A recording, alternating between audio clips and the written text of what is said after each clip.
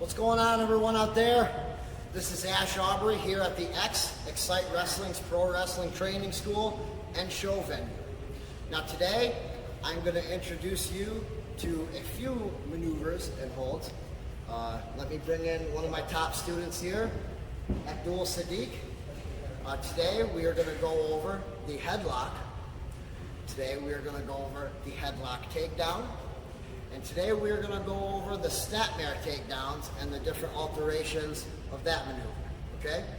So for now, we're going to start off with the headlock. We're going to apply it from the collar and elbow position, okay? So step in towards each other, heads up, boom. Okay, so we lock up. Now what I'm going to do is, with my right arm, I'm going to scoop under his left arm and I'm going to throw that off my shoulder.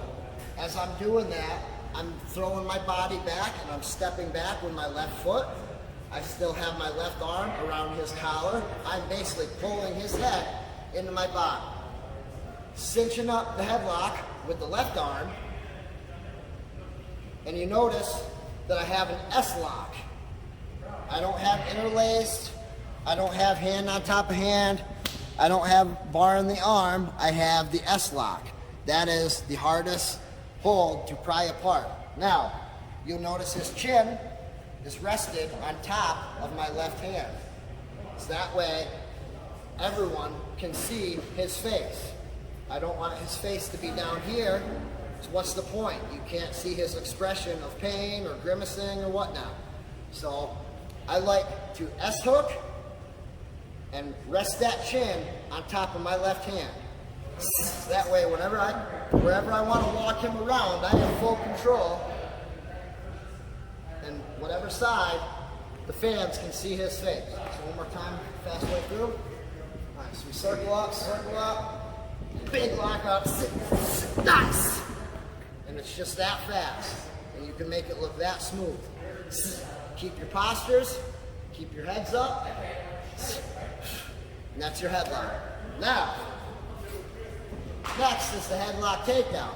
Same setup, same execution, okay? But the next part is a bit tricky, okay? So from the collar and elbow, boom, cinch up that headlock, okay?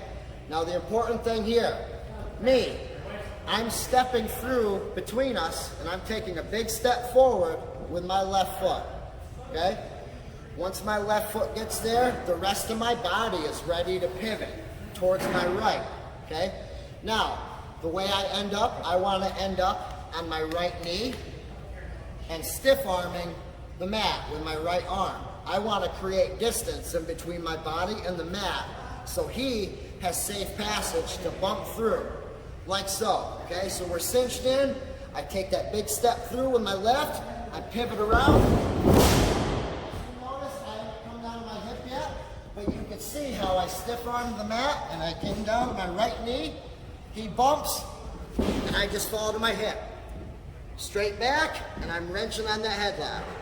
He has room to breathe, and I'm going straight back. One more time. Okay, so we lock up. Yes! Oh, cinch in the headlock, section it out, pan around. You ready? Down we go. Now the reason right here, I'm going straight back instead of on the side like that, when my opponent is ready to start working up, okay? I'm already sitting him up towards a type of sit-up position, which it'll make it easier for him to work his way up. And then we work into the next position, sequence, whatever, okay? That's your headlock takedown. Now, last but not least is your Snapmirror Takedown. There are other versions of this, not just one, but the classic Snapmirror Takedown, you approach your opponent, usually done out of the corner, okay? Approach your opponent. This, I'm just going hand over hand, but I want to do it with both arms. Show the power instead of just dropping down with one. I can't stand guys who just grab the Snapmirror and drop down with one arm. It's not convincing to me. What is, hand over hand, you're showing that two-arm power, And the Snapmirror is a back bump. It's not a butt bump. You want your opponent to end up on his back. From there, if you have to position, you still have your hands on the back of his head, lift him up, and get in the lock. Okay, one more time, fast one. Okay, so I approach him, drop down to my right knee, and he's taking that nice back bump. Again, if I want to reposition him, my hands are already behind his head. I have head control. I just whip the body up, and boom. Now, if I want him to end up in a seated position, all I have to do is just increase the velocity. So you throw a little more exaggeration into speed and power. Like that. And that makes a little more sense that he ends up in a seated position. But what also works is you see a lot of the big guys do. Whenever you see these towering guys throw a Snapmirror, you never see them drop to their knee. They do the standing Snapmirror, which is same approach, same setup, but you're not dropping to a knee. You're just bending at the hip a little bit and then posturing yourself back up. So your opponent will end up in a seated position. That way you can drop right down to the knee, end up in the rear chin lock, or whatever you prefer. Okay, so from here, I'm not gonna drop to my right knee. I'm just gonna keep my feet planted, and I'm just bending at the hip a little bit. So back and down.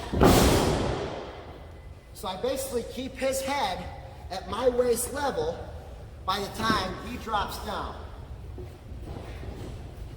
So boom, we set up, and I bring his head down to about waist level, but then I straighten back up, and he ends up in a seated position, right where I want him.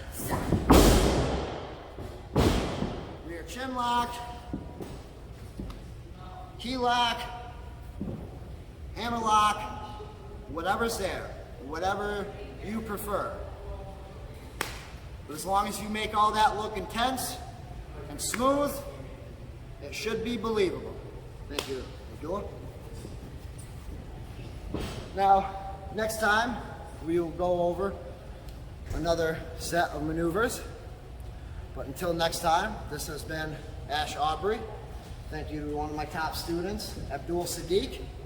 And we are here at the XCITE Wrestling Training Center. Stay tuned for more.